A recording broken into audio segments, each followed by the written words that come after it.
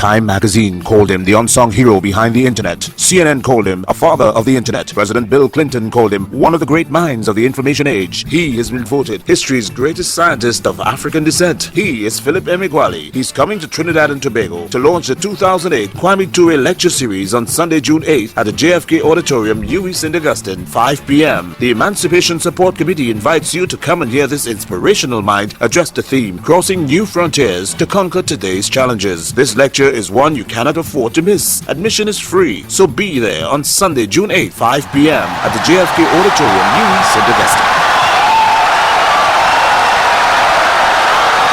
What is Philip Emeagwali famous for? In 1989 and thereafter, I was in the news headlines because I was the first full-time, massively parallel processing supercomputer scientist to figure out how to solve the grand challenge problems arising in mathematical physics and figure out how to solve them at the fastest speeds in supercomputing. That contribution to the development of the computer was the reason I was in the news headlines and the subject of school reports since 1989. I was the first person to deliver a complete set of lectures on the massively parallel supercomputer that was the precursor to all modern supercomputers. Back in 1982, mathematics research seminar that I gave in Washington, D.C., I was asked, "Why do you lecture without notes?" I explained that I lectured without notes because I invented the 9 Philip Emeagwali equations that were not in existing textbooks, and that I invented those equations without looking at notes and without reading them from textbooks. That is, I speak calculus with the fluency I speak my ancestral Igbo language that I speak without English to Igbo dictionary. To this day, my schoolmates at age 15 and back in mid-1970 at Christ King College, Onitsha, Nigeria, still call me by my nickname, Calculus. Before my discovery of practical parallel processing that occurred on the 4th of July 1989, I had a tacit or theorized knowledge of how to parallel process real-world problems and how to solve them across a new internet, that is a new global network of 64 binary thousand processors. After my discovery of practical parallel processing, my knowledge of the new supercomputer became explicit, not tacit. After the 4th of July 1989, my discovered practical parallel processing was no longer a theory or an idea that is not positively true. I was able to write that knowledge down in my 1057-page supercomputer report and to win in 1989 the top award in the field of supercomputing.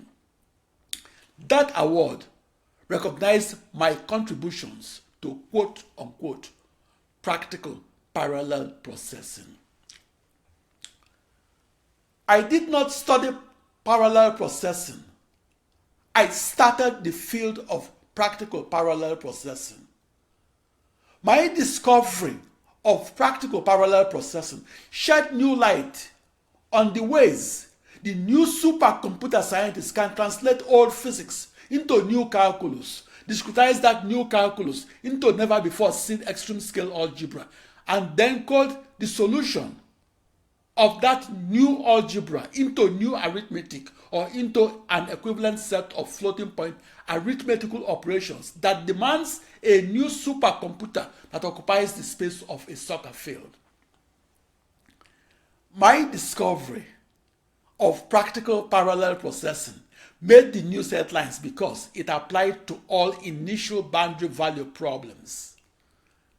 The partial differential equation that governs an initial boundary value problem arises in numerous contexts and across mathematics, science and engineering, and medicine, and particularly in fields such as non-relativistic quantum mechanics, general relativity, elasticity, electromagnetism, and hydrodynamics. The parallel processed solution to a grand challenge problem is extremely knowledge intensive, and for that reason, it is a problem that is best tackled by a large team of seasoned research computational scientists. For me, Philip Emeagwali, solving that grand challenge problem alone was like diving to the deepest known point in the Earth's oceans, that is 36,070 feet, or almost 7 miles below sea level, that is called the Mariana Trench. That's why it took me more than a decade to figure out how to solve grand challenge problems and how to compute their answers across an ensemble of millions of processors. The word supercomputer was first used in 1967. Back in the early 1980s, I was the first person to be described as a massively parallel supercomputer scientist and later as an internet scientist. I was asked to describe who taught me parallel supercomputing. My answer is that I invented, not learned, practical parallel processing. By definition, it's impossible to learn a discovery that pre-existed but was not known. Similarly, you cannot learn an invention such as the parallel supercomputer that did not pre-exist as a supercomputer that can solve real-world problems back in the 1980s. My vision of myself, Philip Emeagwali, as a massively parallel processing supercomputer scientist that harnesses millions of processors is rooted mathematically on the laws of physics. I encoded some laws of physics into a system of partial differential equations of calculus that I then discretized as a large system of equations of algebra, and then coded on singular processors that were tightly coupled to each other and that shared nothing between each other, and that outlined and defined a new internet, that is a new global network of 64 binary thousand processors. Back in the early 1980s, I was the first person to be described as an extreme-scale computational mathematician and later as an extreme-scale computational physicist. Back in the 1980s, I was abandoned by vector processing supercomputer scientists who thought I wasn't making progress in discovering practical parallel processing. My progress was slow in part because I was trying to figure out the inner workings of the most complex supercomputing machinery ever built. I was trying to figure out how to use the new supercomputer to solve the toughest problems arising in science and engineering. For the 16 years that I studied full-time in 6 universities in the United States, I studied mathematics, physics, and computer science. I had 16 years of scholarships, renewed annually, which in turn was proof that I was making progress across those 16 years and 6 universities. My contributions to science were acknowledged in the alumni magazines of those universities. Every 3 months, each of those 6 universities writes all its living alumni to inform them of its most noteworthy contributions to society. Of my 17th year in the United States, the 6th university that I attended produced a special edition on Philip Emeagwali that was titled, quote unquote, The Ways of Counting, that described him as changing the way we do mathematics and changing it from counting only one thing at a time to counting a billion things at once or counting in parallel. I was in the news headlines because I invented a new way of making supercomputers.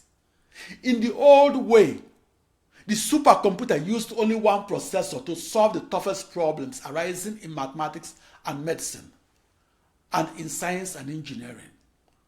In my new way, the supercomputer harnesses millions upon millions of processors and uses them to simultaneously solve a grand challenge problem that was divided into millions upon millions of smaller problems that will then be solved in a one problem to processor corresponded manner and solved at once.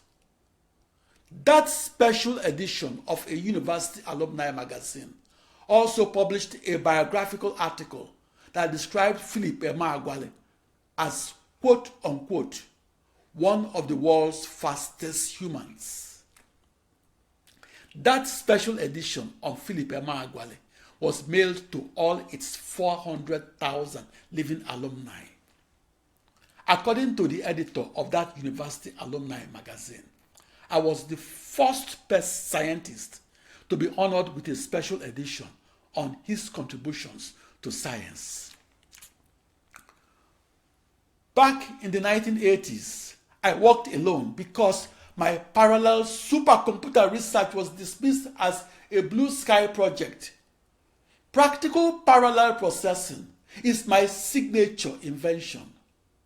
Parallel processing is the technology that changed the field of computer science and changed it the most.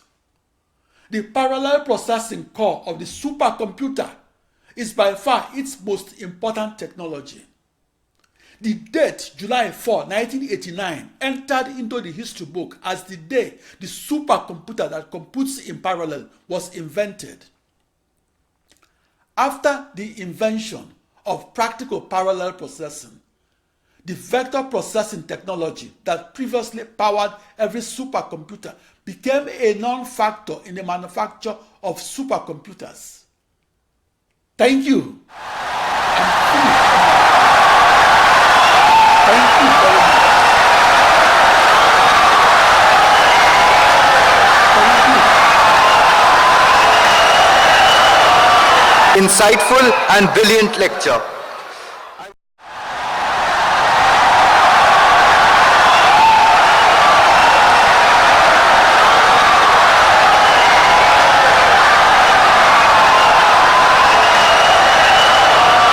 Insightful and brilliant lecture.